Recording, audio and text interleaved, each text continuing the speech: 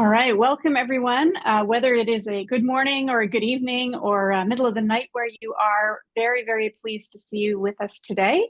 I'm Professor Lisa Given. I'm here in Melbourne where it is early morning, but very excited to be welcoming you to what we're calling our virtual launch party for the first new issue of ARIST. It's not the first issue ever, but the first issue in more than a decade. And it has been a long time coming for myself and the editorial board members and Garrett, who's our managing editor, and certainly for our authors who have definitely put in the hard work over the past year.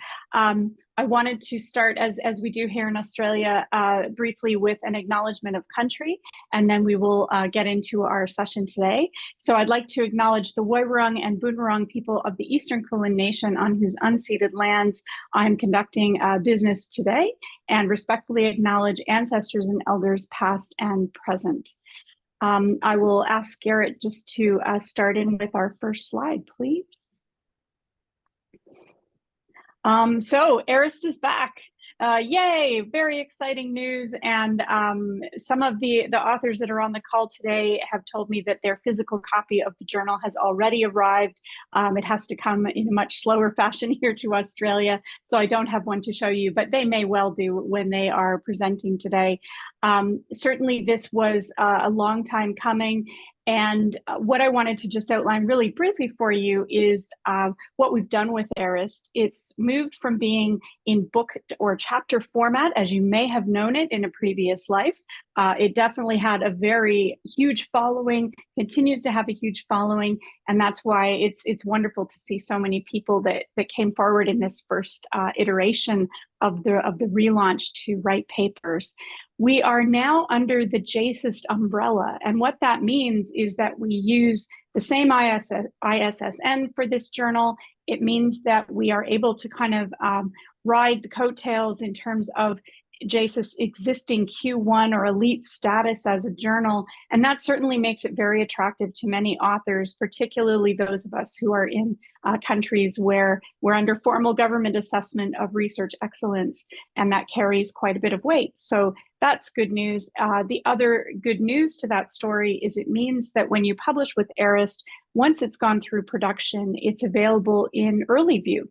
So even as we wait for the first kind of print issue to come, we've already had papers that have been in play. And I know one author told me that a paper or an instructor told me they were already using an ARIST paper on their fall course in 2023. So the early view means that the timing is really flexible for authors to be able to showcase that work with the world.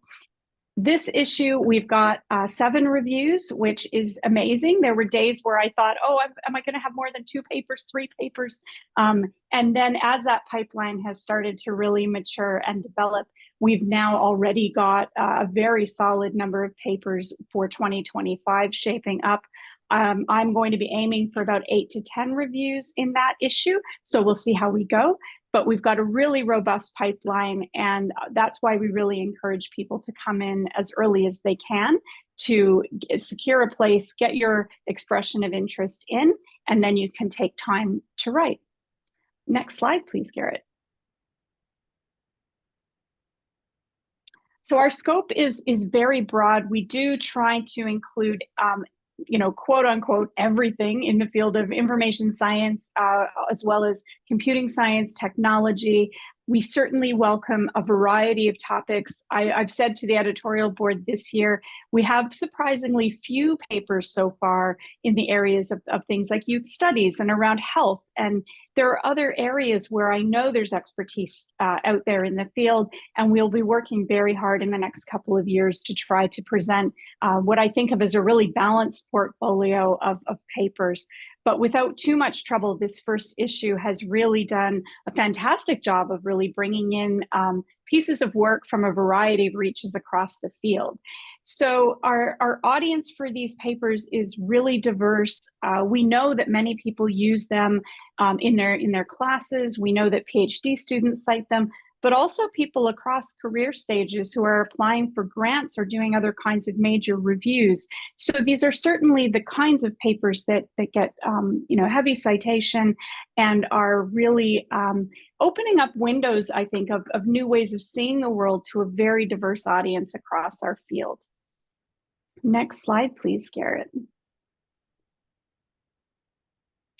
We have a two-step process for ARIST. So I know some of you on the call have already got EOIs that are in the hopper, and you're busily working on papers for either a second or a later issue. For those of you who've not actually looked at the guidelines, what we do is we ask you to first submit an expression of interest. That's a very kind of brief overview of the topic that you want to cover. We ask you to tell us a couple of potential reviewers so we can start understanding who we might want to consider for peer review. You have to talk a little bit about the method you plan to use, why the review is relevant, why it's timely, something that ARIST should consider for publication. But then the nice thing is you get to propose the length of time in terms of when you want to bring that full manuscript to us. In some cases, people have a manuscript that just needs a bit of tweaking, a bit of guidance, and it comes in quite quickly, sometimes within a month. Other times, people are already pitching for papers they're going to write on sabbatical. And so I've already got things that are planned to come in April or May of 2025. So it's never too early. Please do start thinking about what might go into a paper. We'd be very happy to see it. And once the EOI is approved, then a full paper, you can see these reviews are about double the size or double the length of a traditional research report, because they do attempt to give that broad view of what's happening in the field and kind of the state of play around a particular topic. What we're going to do today is a very quick run through of the papers featured in our first issue. And what I've proposed to the authors, and they really embraced it, so thank you so much for coming along on this fun journey today. I pitched that we would do a bit of a Pechakucha style. And that means that each of our presenters is going to have a small number of slides, 3 to 4 slides, each of them timed for a minute. And so that's going to push their thoughts along as they go. And we'll quickly kind of burn through our authors, and then we're going to have time at the end for you to ask us some questions. So some of your questions might be about this two-step process that we use at ARIST. Other questions I would hope would be about the content of what our authors have presented. And that should encourage you to rush out and have a look at the full issue. So please write down your questions. I think we can move to the next slide, Garrett. Great. And there's our contact.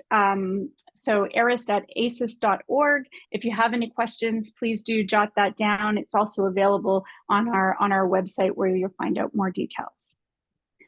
Without further ado, we're going to click again, and I think that will get us ready for our first speaker today. Fabulous. And it is over to Linda, who's going to talk about her paper on reviews and reviewing. Next slide, Garrett.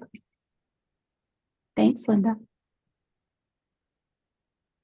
So the image you see displays the full set of 45 volumes of the Annual Review of Information Science and Technology in my personal collection.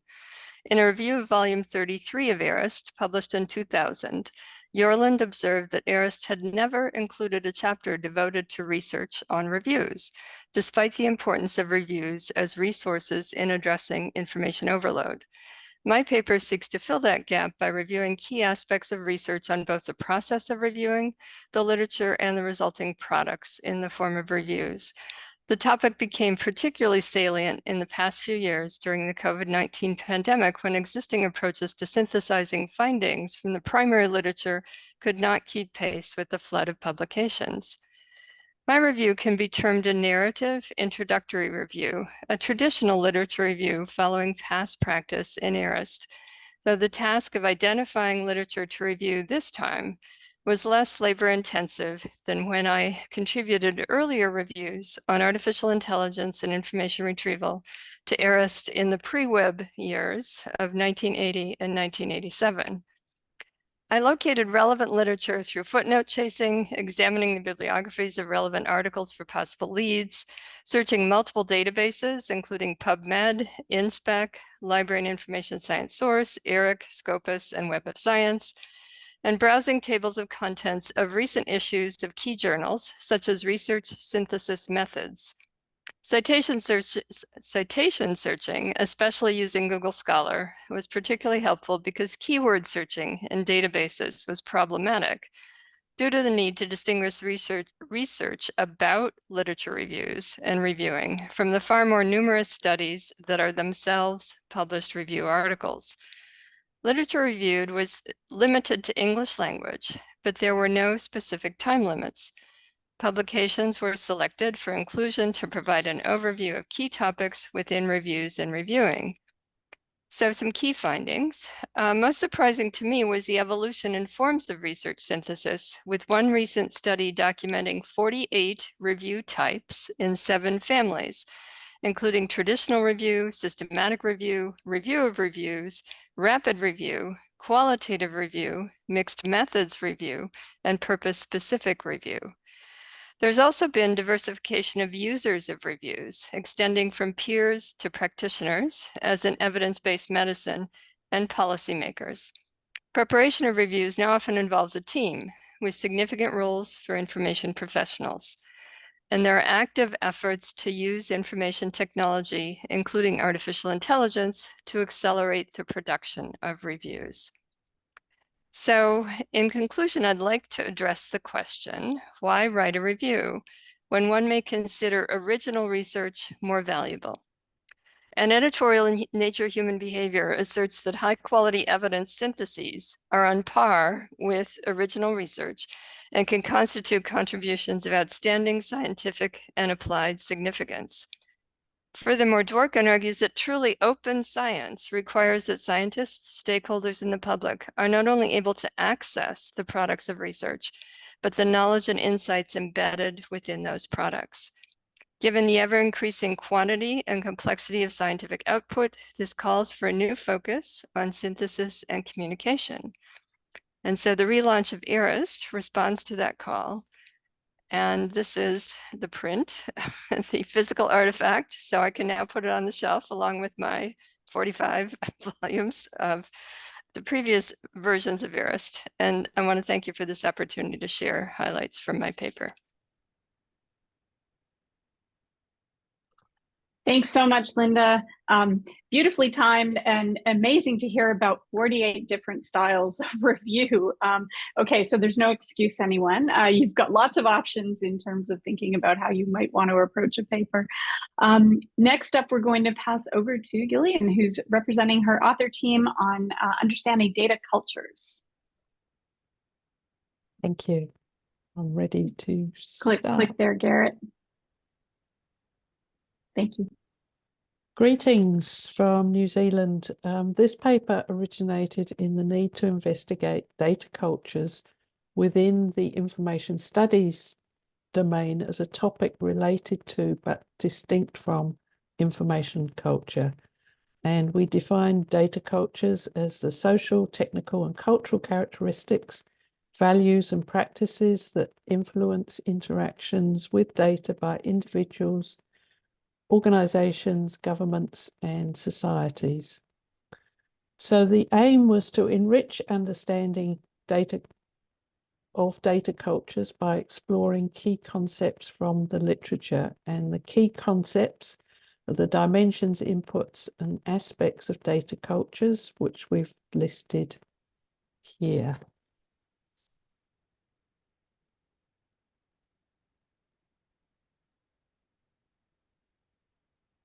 So the review builds on an initial scoping literature review, which was published in Information Research. So the review identified, firstly, the diversity of disciplines concerned with data cultures, and secondly, significant gaps in that existing research. So we applied a heuristic consisting of several strata to guide analysis, and those strata were from anthropology and include micro, meso, macro, and techno. From those strata, we identified the 5 thematic candidates listed on the previous slide for further exploration as potential dimensions of data cultures. And we then drew in and analysed the various literatures supporting each of these proposed dimensions, further enriching emerging definitions of data cultures. So our key findings were that there's a considerable body of knowledge emerging about these different dimensions, inputs, and aspects of data culture, but that within our specialist disciplines, this work is considerably more diffuse. So our analysis highlighted the richness, diversity, and complexity of data cultures, as well as the very early stages of research in this area. And we propose that the term data cultures should be adopted for use in information studies and information systems research to facilitate collaborative effort to further map this construct to the literature and to make our colleagues in other disciplines raise their awareness of the work that we're doing in this area. So, in conclusion, data cultures is a topic that's making an impact and will continue to evolve. So the ideal candidate for an ARIST review. Our advice is not to pick a topic that's already been done to death unless you want to write its eulogy. So we encourage authors to review advances in research to fully define and examine the dimensions, inputs, and aspects of data cultures. And we've identified some further potential topics here. So projects based on empirical data to validate the relationships we've identified, development of a framework for a research agenda for data cultures that transcends traditional disciplinary silos, and we'd like to see a specific focus on Indigenous perspectives. Many thanks. Many thanks. And those bits of advice at the end are fabulous. I love that idea of a review as eulogy. I'm imagining we will see some of those, but yeah, thank you. Thank you so much, Gillian and your team. Next up, we have Mike Belwell, who is going to talk on behalf of the team here around factors associating with or predicting more cited or higher quality journal articles. Garrett, I'll get you to click over for Mike. Thank you. Okay, thank you very much. So first I'd like to talk about why we chose the topic of factors associating with or predicting more cited or higher quality journal articles. So we have kind of 4 factors in the title that we're investigating. And the background was that we were conducting an experiment for the UK National Block Research Funders to assess whether the quality of academic journal articles could be automatically assessed with AI. And this was a background bibliometric review for this project. So we needed to identify all factors that could potentially predict research quality or citations and use them as inputs in our AI system. So we had to do this study anyway to start with. So we thought we would write it up at the end. And we also wanted in this review to maybe more clearly distinguish between some factors that hadn't been perhaps discussed enough before, such as the difference between causal and predictive properties. So for the review methods, we thought that we already had a pretty good idea of the main factors that existed because we'd been doing our own research into factors that associate with higher citation counts, for example, previously. So we started with systematic searches of Scopus, essentially, because Scopus has the main, contains the main journals for scientometrics. And then we looked for other topics that we hadn't known about before. So we tried to be as thorough as possible and as up to date with articles that discussed the factors that we knew, as well as to look for factors that we didn't know that might associate with more cited or higher quality articles. So we included things like article length, journal title length, author team size and internationality, and abstract and title linguistic properties. So the main finding really was that there's a huge range of factors that associate with either higher quality or more cited research in some fields, years, and journals, but the strength and the direction of association depends on the set of papers examined, and there are a few systematic patterns. So there are many studies of properties that in some contexts associate with usually more highly cited research, but don't in other contexts or have opposite effects in other contexts. But having said that, journal citation rates, author numbers, and some reference properties and international collaboration usually associate with higher citation counts. And in terms of predicting or associating with higher quality for journal articles, citation-related information is often useful, and it's more useful for predicting quality in the medical, health, and physical sciences than in the engineering and social sciences and humanities.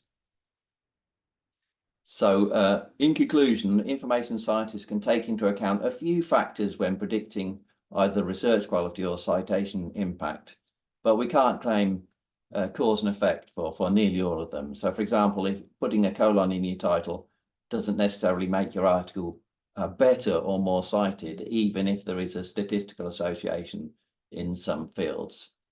And disciplinary differences are really widespread. So if you see an individual study of a particular property, you should first check, okay, which field does this apply to? And then be careful not to extrapolate from that field to any other field. So there were a few science-wide studies, but the majority of studies that we covered were quite specific in their focus, which made them very interesting for the people in their field, but difficult to generalize.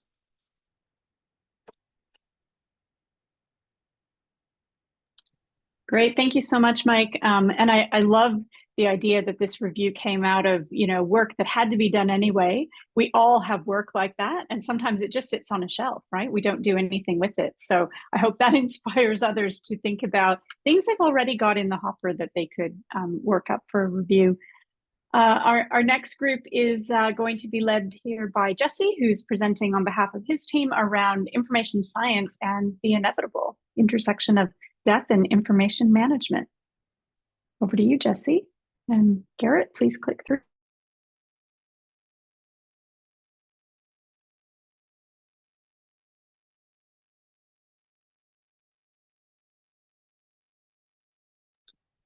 Oh, we can't hear you, Jesse. We may have to go back and restart the slide to give otherwise the timer's going to move out. Can you go back, Garrett, while we get the audio sorted? Yeah. Jesse, can you hear us okay? You can hear us. Thumbs up.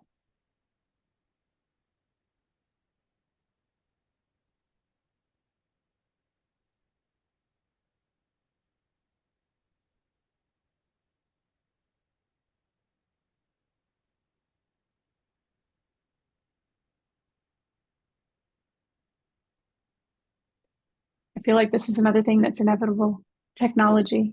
I think it's because you put that word in the title, Jesse. You jinxed it.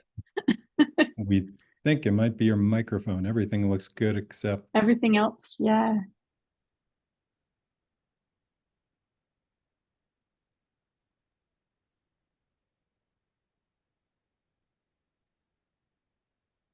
Nope. Do you have headphones?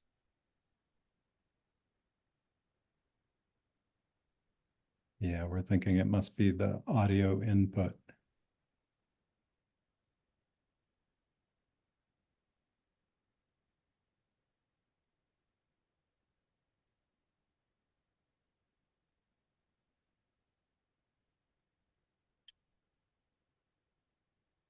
Still no sound. Maybe we could skip ahead and come back. Want to do that, Lisa? Sure. You might just have to do a quick flash, quick zip, and we'll come back. Yep. He says he'll come back in a minute. No peeking, everyone.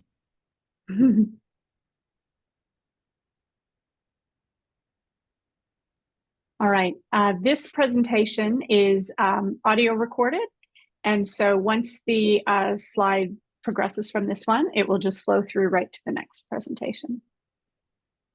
And then we'll check in on Jesse. I'll start it up. Let me know if folks can't hear this, but I believe you will be able to hear it. Hello everyone, this is Yuxiang Chris Zhao from the iSchool at Nanjing University, China. First, I would like to give a brief overview of the reasons for choosing this topic for the review. For the past 15 years, I've been working in the areas of crowdsourcing, user-generated content, and citizen science.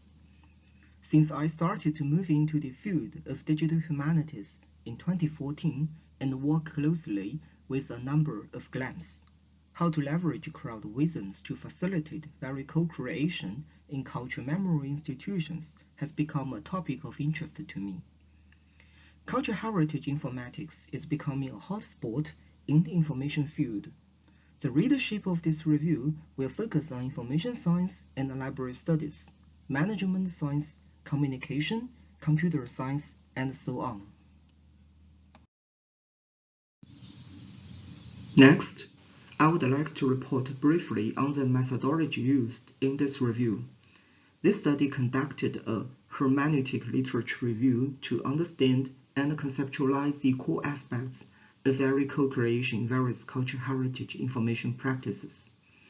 The databases and search engines used for the initial searches were Web of Science, Google Scholar, Scoopers, and ACM Digital Library. We also conducted a backward and forward citation analysis to identify the relevant literature. From publication sources, among the top 10 journals in terms of the number of publications, journals in the field of library information science occupy 6. Overall, the review begins with 6 questions. To answer these questions, the study provides a research mapping of the genres of co-creation in cultural heritage information practices, the actors, and the roles played by the stakeholders. Further, this review provides an overview of the dominant value co-creation models in the cultural heritage field. It distills the drivers of value co-creation and the core value consequences that arise from a process perspective. A bit surprised the finding is that, of note, more and more cultural heritage digitization projects are not initiated by GLAMs, and the information practices with them are becoming richer and richer, so that models of value co-creation are evolving.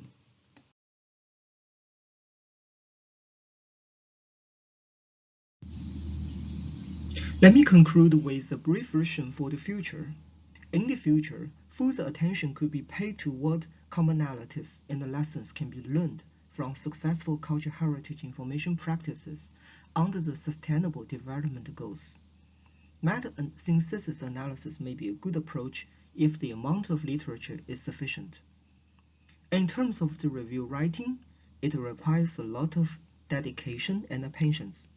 The collection of literature as well as the coding process is an iterative task that often means constantly overturning established frameworks or even hitting periodical bottlenecks. It is advisable to submit an EOI to ARIST with a clear understanding of the field you are working in and sufficient relevant work. Thank you for your listening. Although I'm not here, I'll be happy to answer any questions via emails.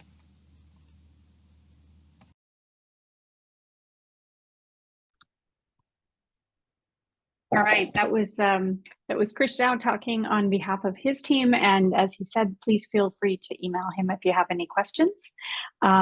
Jesse, I think we were going to just test that we've got volume from you now. Working now. To say, yay, it's working now. Okay, so now Garrett has the joy of zipping us all the way back. We'll find our place and tee up your paper. Apologies for the technical difficulties, but there's something fitting about knowing that a presentation on death is coming, but not exactly when.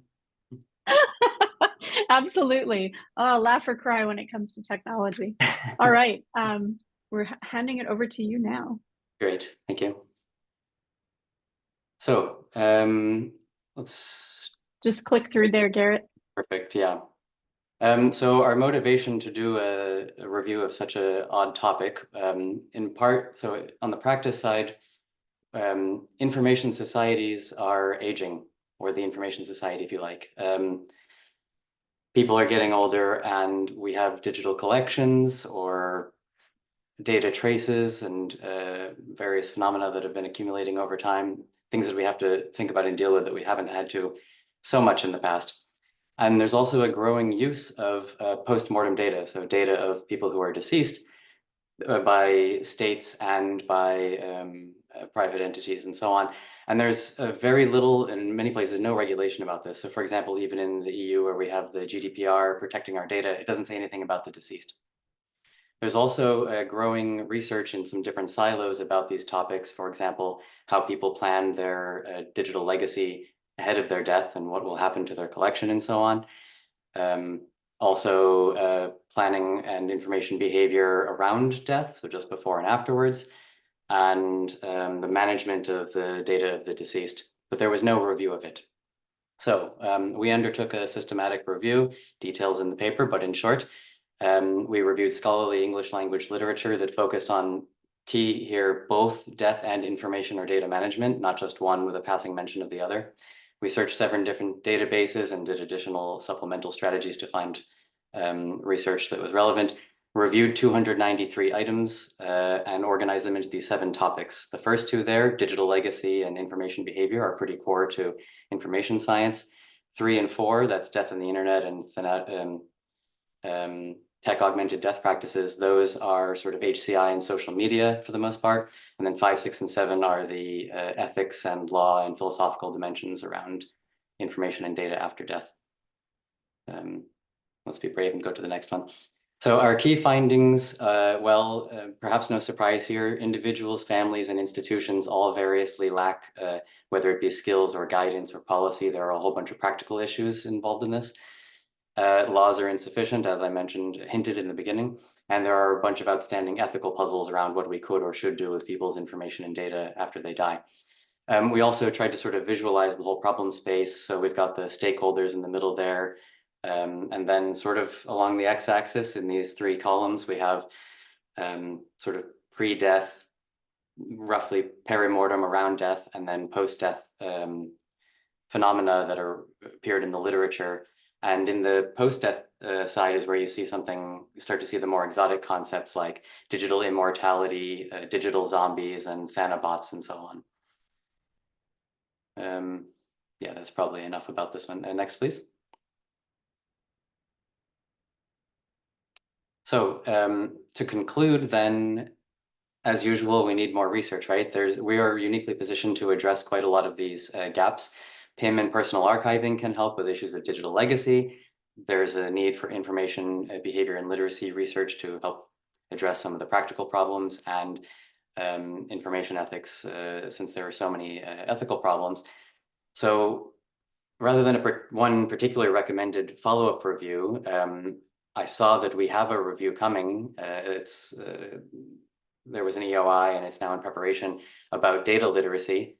And it would be great to see personal, legal, and ethical dimensions of data literacy integrated into there, because that's going to have such a large impact and overlap with these topics, since it's not only about death, but about many sort of aspects that are pertinent during life, such as planning and literacies and law and what we should do and so on. Thanks.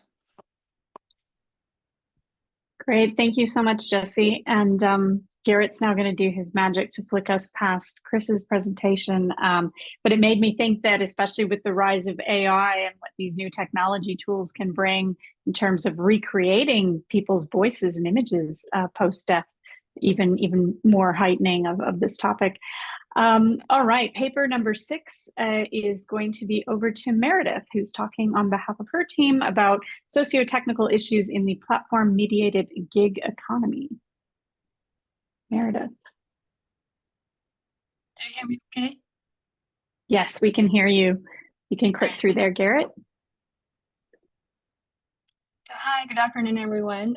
Firstly, I would like to give you some background information.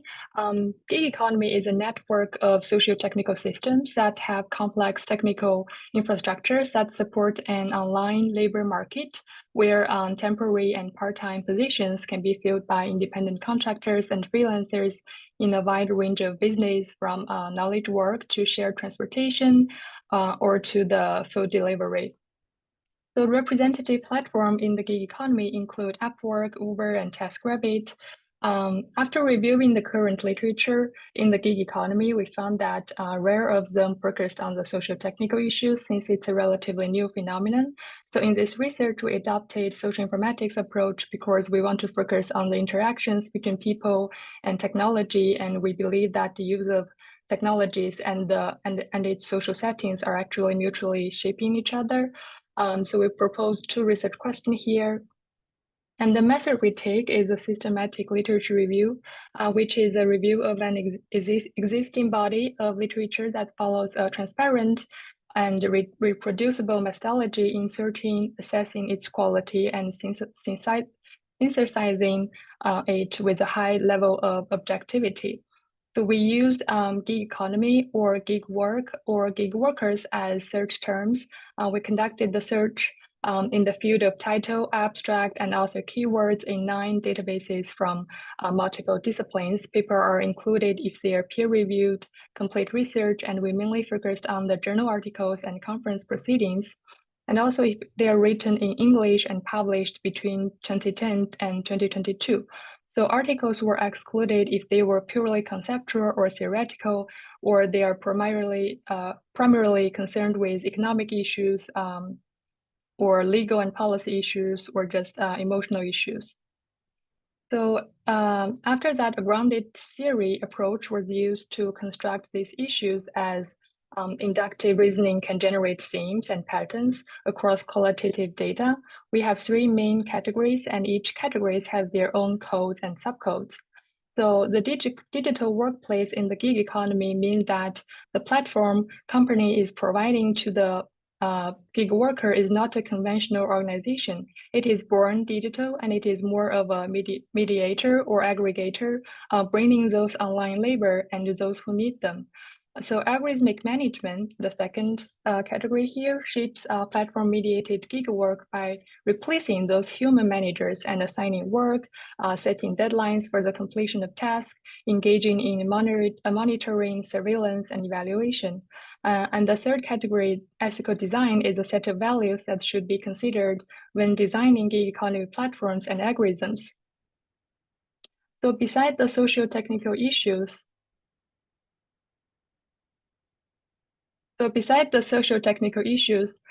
extracted from the current literature. We also found many other things. For example, we see a rapid increase of publications in gig economy in recent years, but the socio-technical issues are not self-identified. Scholars are using different terminology to describe the same thing, and the researcher of the gig economy is very international and multidisciplinary.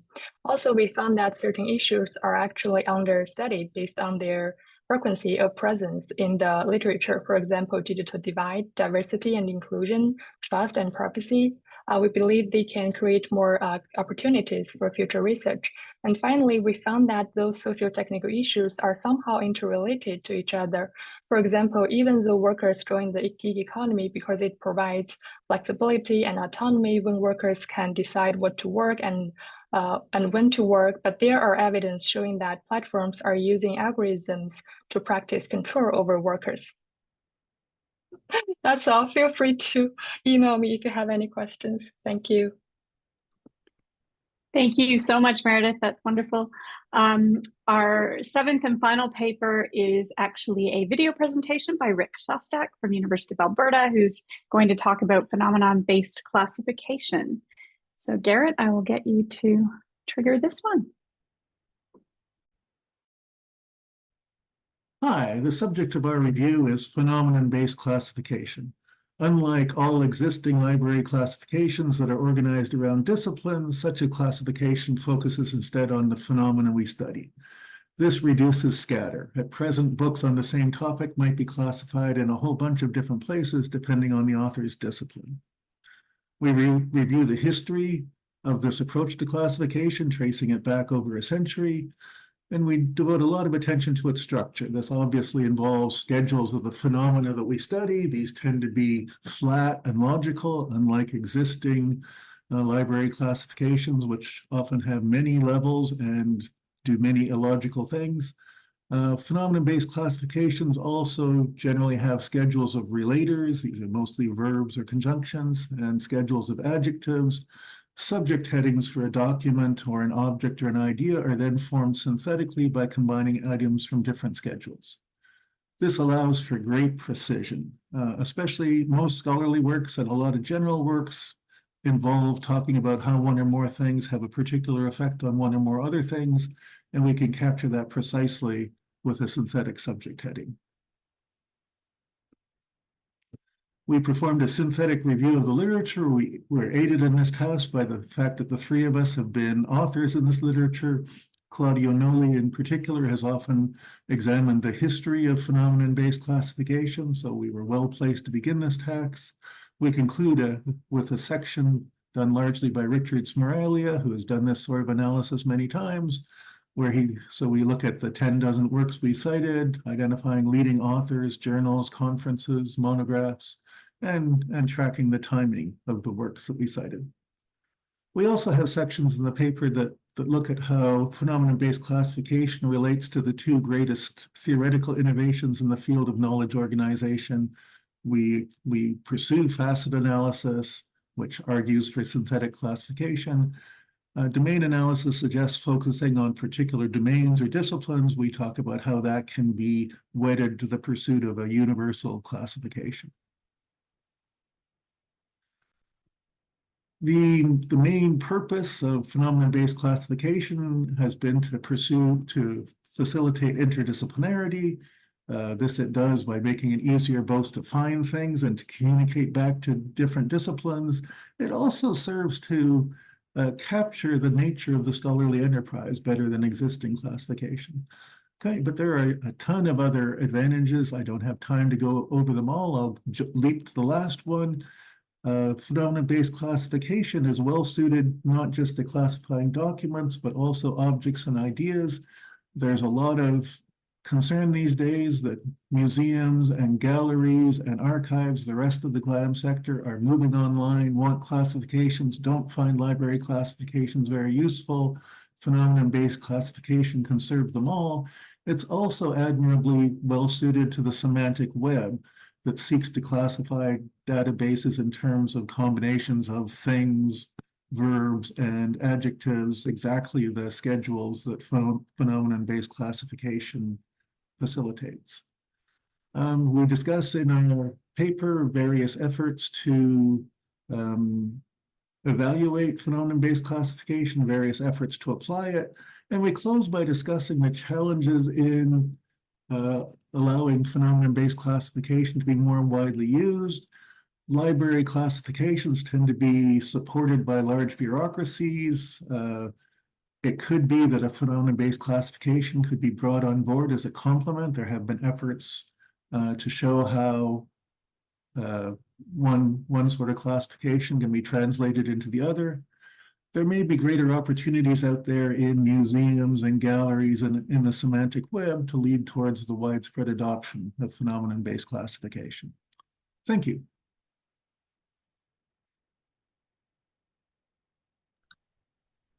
Hi, the subject of our review is phenomenon-based classification. I think there we go. Just need to go to the last slide then, Garrett, I think. Fabulous. All right, we've got about 10-ish minutes to hear from you. I hope that these papers have really inspired you, given you food for thought in terms of both the content there, as well as what a review might look like if you're thinking of doing that yourself. So I'd like to just open the floor. If anyone has any questions, you're welcome to raise your digital hand and we will get to you. First hand I'm seeing is Nick Falcon. Hi, thanks very much. I'm really happy to see the resurrection of ARIST, as I thought that was, one of the great achievements of the association. I have a couple of comments. One kind of substantive, in that as I look at the reviews and the description, it seems that all of them are limited to or almost exclusively concerned with literature published in English. And I'm a little bit concerned about that, especially with some that I'm pretty sure that not all of the relevant literature in most of the fields that were discussed is only in English. So I'd like to see if maybe there's some way to emphasize to get the authors of reviews to commit to finding literature in languages other than English. I understand that that's a difficult problem in many respects, but I think that that's something that needs to be considered. There's certainly some of this issue's topics are rather locally oriented, and I suspect there must be literature of value in languages, in local languages. The other comment is less substantive and kind of formal. When I go to the ASIS Digital Library online, and I look under publications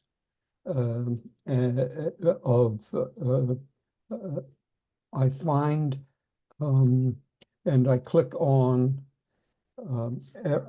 annual review of information science and technology. It takes me to the last print version. And I wonder if it might be possible to somehow relate what's being published now to what has been published in the past. I mean, the volume and issue numbers are totally different. And it's a bit of a struggle, actually, to get to the current issue, which is actually a JSIST issue and identified as such. Volume 75, number 3 of JSIST is ARIST. It's nice. I guess it's nice that it's. Well, I'm not sure that it's nice that ARIST is a part of JSIST, but maybe something could be done to rationalize this. But really, thank you all very much for doing this. It's just such a nice thing. Thank you so much, Nick. Great to hear from you, and your comments are very welcome. I just, on the last point, I just a couple of days ago had this exact conversation with Garrett around needing to integrate ARIST into the digital library piece. And so that is absolutely on the agenda. And I had said to him exactly the same thing. How will people find this? You know, one of the challenges here is we are kind of squeezing ourselves into this JSIS Scholar One platform and working with Wiley to sort out how do we create it as a separate entity. And we've been doing that since the beginning. There are some things we kind of have to live with, quote unquote, such as the fact that we're in kind of their regular volume and issue number suite. That's, you know, unfortunately not going to change. So we weren't able to continue, say, from the previous book formats. In the short term, we do have the issue up as a standalone on the ARIST site. So I put that link in the chat. It means that anyone going to our ARIST homepage will quickly be able to get to all of these papers.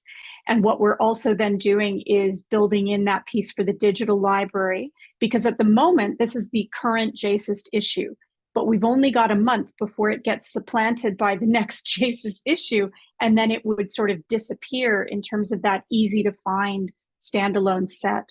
the good news is Wiley is working with us continually. They understand our intention, our goal that ARIST be a standalone within JSIST, and so we will find a solution for sure. But thank you for raising that, because it just gives us more power to say, we've also heard this concern from readership. So thank you for that. The question about multilingual papers published in other languages, absolutely. We're at the one of the strategies we've taken is very purposefully to make clear to authors that this is meant to be, international in scope. So certainly if someone pitches an EOI that's really looking narrowly at, say, just the United States or just parts of Europe or something, we're saying to them, no, we want to see this topic in a much broader frame. I agree with you. I don't think we have cracked how best to integrate things in other languages. I know that many people from other countries do publish in English, which is really sad that they have to publish in English to get the word out about their work. But I do know that we are capturing some of that work. I do have some hopes for AI translation potentially, fingers crossed. That may be one strategy, because I think at the moment it's really translation time and translation cost that limits people's search strategies. So watch this space, but it would be fabulous if we can be inclusive of other works. Next up, we've got Lynn Bowker.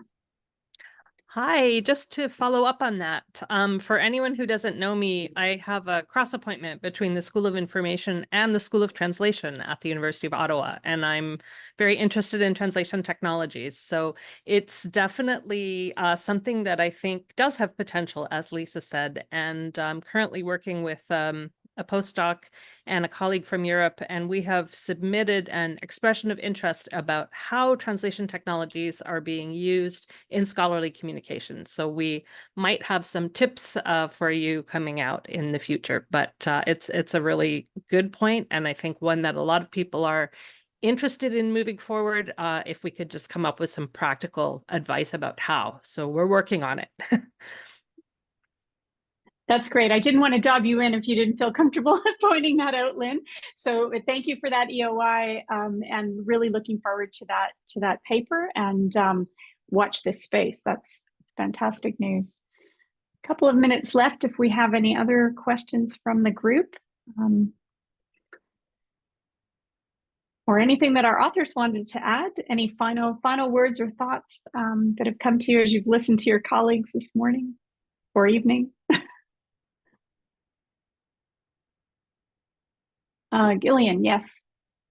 Yeah, just a thought as I was doing my bit and listening to the others, I realized how much I'd enjoyed writing this review, working on this review, and how different it was to a normal journal paper, because that's so much more constrained, and this provided more scope to be expansive and to look at things in the sort of depth that probably I haven't really done since my PhD days, and to be able to do that with others, it was really enjoyable and fun. So thank you. Well, that's great. I'm really happy to hear that. We certainly do encourage people to write as a team, so that you're not alone. I think many people have great ideas, and when they start to look at the scope of what they have to do with the review, it feels a bit bigger than Ben-Hur. And we have had people who have put in an EOI as a solo person or as a group of two, who have then added other people to the mix. So as you embark on a project, it can evolve, it can shift. The same way that we sometimes have people who pitch it and say, oh, I want to get this in by June 30th, and then it doesn't happen. And we do have flexibility to extend deadlines. So it is a much more interactive process as well. It's not quite the same as perhaps a traditional reviewing practice.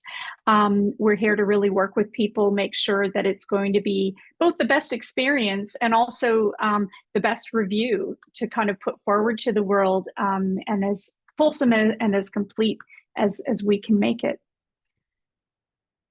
We have 2 minutes left if anyone has a burning question. Otherwise, I know many people have to get on with their day or perhaps even get to bed. And I'm just saying, Howard, in the chat, thanks so much, Howard. Really pleased to have you in this review collection as well. And I would just encourage people to really kind of go forth and encourage your colleagues to read the issue. The more reviews that we have that start to really set up models for people is really useful. And I'm excited that it's also kind of getting people to go back and look at those older reviews. We have a number of people who are pitching updates to the existing reviews, and in some cases, things that haven't really been reviewed for 10 or 15 years, which is quite exciting. So please do go back, take a look at the ASIS Digital Library for the archive collection. All of this you'll find on our website, and look forward to seeing future papers and future reviews from all of you. Thanks so much for joining us for the launch party. Have a great rest of your day. Thanks, everyone.